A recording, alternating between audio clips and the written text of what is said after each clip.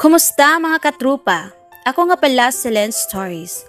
Samahan niyo ako sa mga kwentong nagbibigay aral at inspirasyon sa ating buhay. Pero kung bago ka pa lang sa aking channel, huwag kalimutang i-like at mag-subscribe para updated ka sa mga bagong stories natin. Unang araw pa lamang noon ni Iya sa kanyang bagong pinapasukang kumpanya.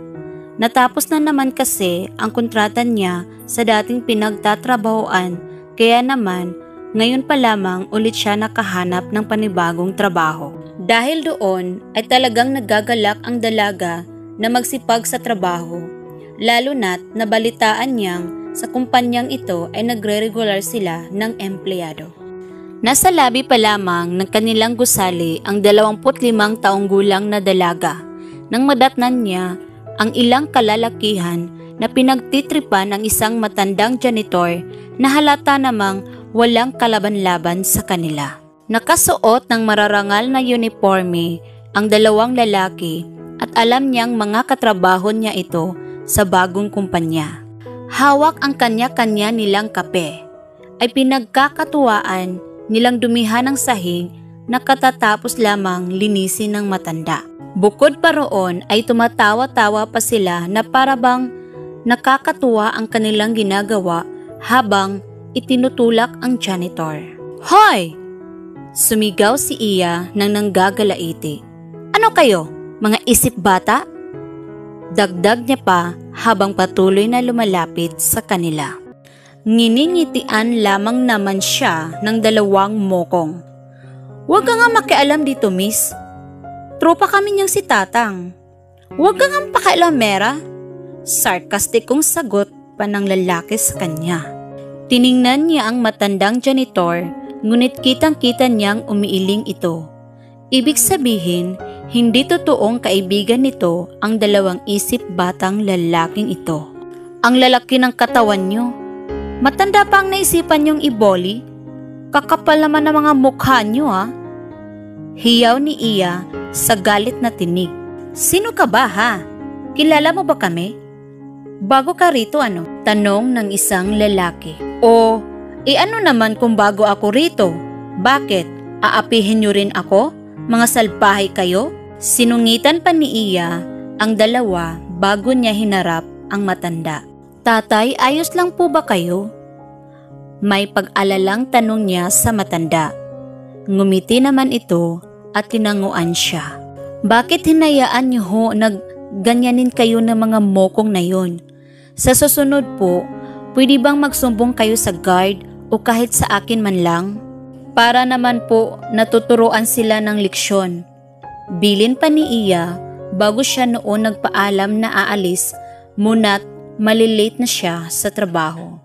Kinabukasan ay maaga muling pumasok si Iya.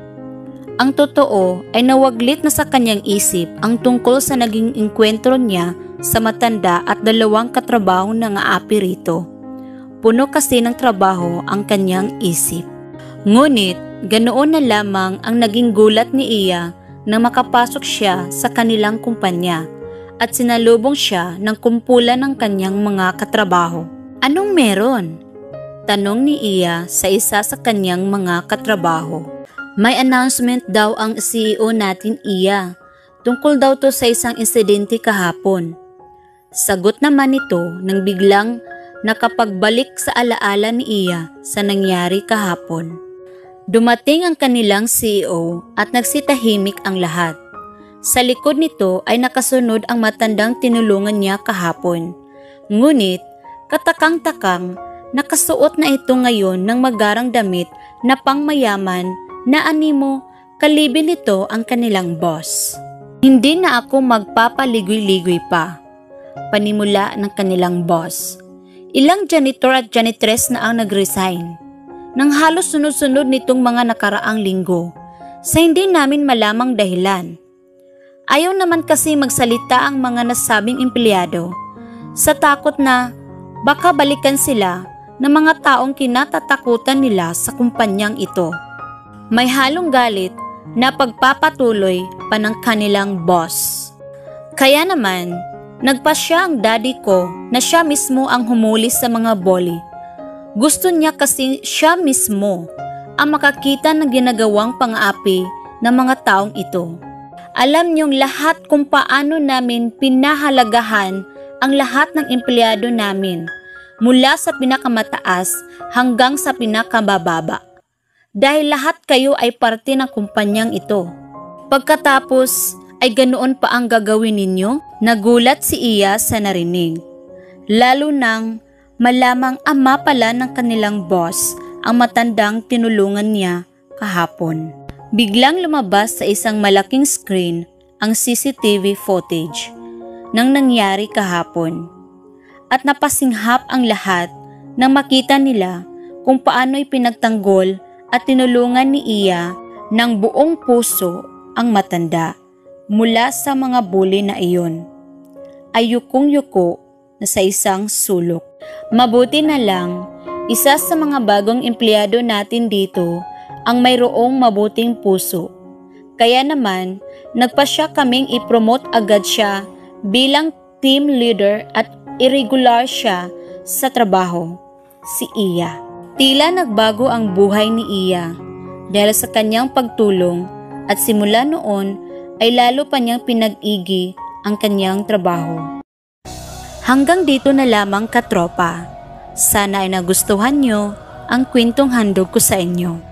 Maraming salamat at God bless.